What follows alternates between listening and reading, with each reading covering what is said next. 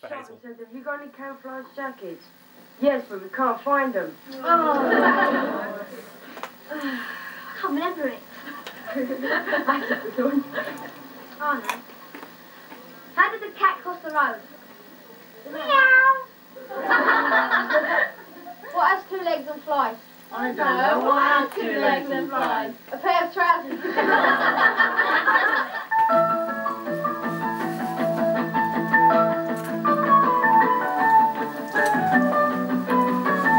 It says he's now 45.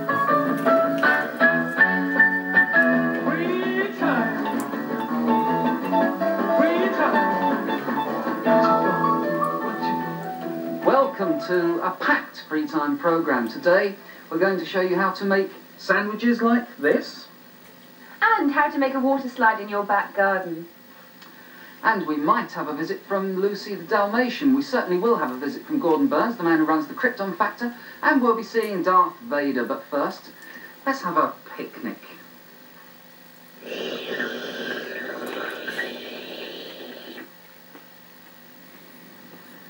Delicious! We have got the most marvellous Technicolour picnic in the studio today. It's been brought in by Brian, Spencer and Claire. They're going to tell us how you can make one for your friends on a sunny day in these holidays. And I think, Spencer, we should start off with the bread, because it's very dramatic and it is the important part of a picnic. How do you get colours like that?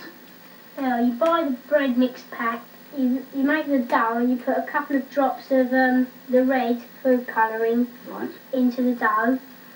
And then you put it in the oven and bake it. When you get it out, it should be red, or whatever colour you make it. And you can get all sorts of different colours, can you, of colouring? Yeah. How much do they cost? About 17 to 18 pence. And we've got this this sandwich that I've just started eating, which is very tasty, but I'm not quite sure what it is, the filling in this. What is it? Well, it's cream cheese, Ah. just with a few drops of red. Let's go and join Melanie and Trudy, because they've got a good idea for keeping your sandwiches fresh on a picnic. Yes, we have. We've packed an ordinary loaf full of little sandwiches. How did you do it, Melanie? Well, you take the bread knife and cut a little, minding your fingers. You do exactly the same the other side. You're not cutting the corners, though? No, if you leave the corners out. Then you turn it on this side and cut along there. Leaving a space for a hinge there. And cut the middle out. What type of loaf do you have to use, Melanie? Well, you can use any type really, but it's best to use a tin loaf. Then you fill it with sandwiches. Lovely, with what you make out of that? Yeah. Something. That's great. And what else can you do to it? We put some decoration on.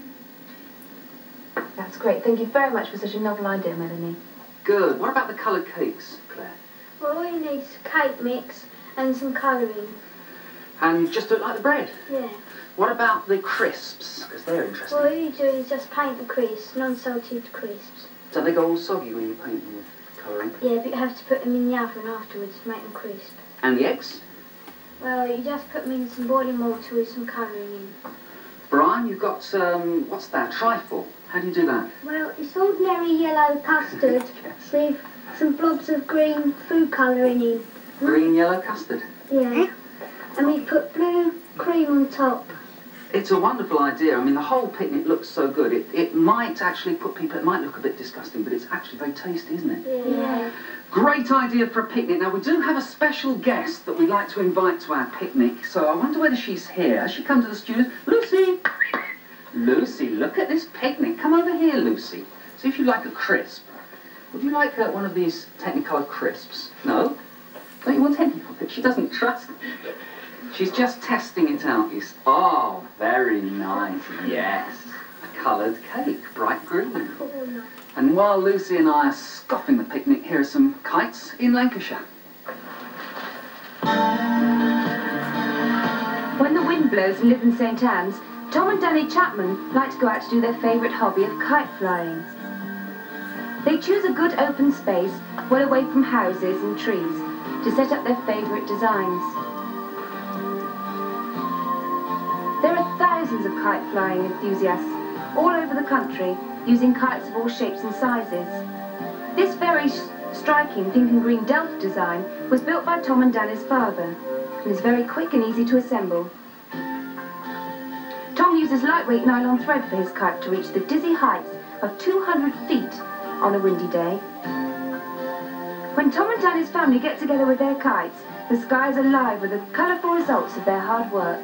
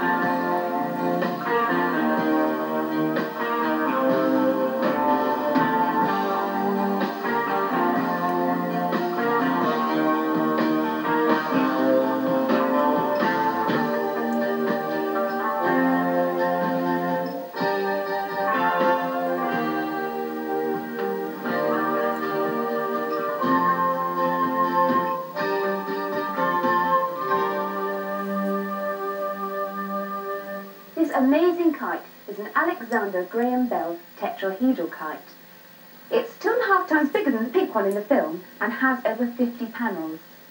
Tom and Danny Chapman, who are flying their kites in the film, are here to show us how to make a kite for about 25p. So how's it done, Tom? Well, you cut the end, or you get a plastic bag, dustbin liner, and cut the end off, like this, and open it out. Right. Then you measure 30 inches along there, mark that with a silver tip pen. When you mark 10 inches along there, you mark 15 inches along there, and 10 inches along there. Then you draw round. All the dots. And then what And do you then- do, Tom?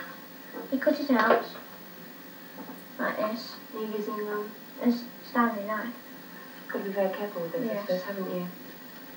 like that. And what do you end up with? And then you end up with a shape like this. Oh, it looks like a kite now. And you draw lines from each of the corners with a silver felt tip pen, and with a 30-inch bamboo cane, put it down the centre like that, and tape it in place with some masking tape like that. And with another 30-inch bamboo cane, heat it gently over a candle and then bend it to back. But you have to be careful you don't snap it, don't you? Yeah, and take that in place as Yes. well. And then 2 1/8 inch dowel taped in place there, This and the one other here? one on there. So you end up with something like this. And you've decorated the front of it, haven't you? Yeah. Lovely. Where'd you draw up the string? Well, you need a piece of string about 45 inches long and tie it in the centre there and at the end here. And the string should stretch out to the corner. That's great, Tom. And for 25p done, you can make quite a few, can't you? Yes, we make some and put them in the chain. Great, thank you very much. And if you'd like more information about kite making, write to the Kite Society, 31 Grange Road, Ilford, Essex. And if you'd like to make one like this, write to us and we'll show you details for how to do it. We'll also give you the address at the end of the programme. And just to prove that Danny and Tom's kites work,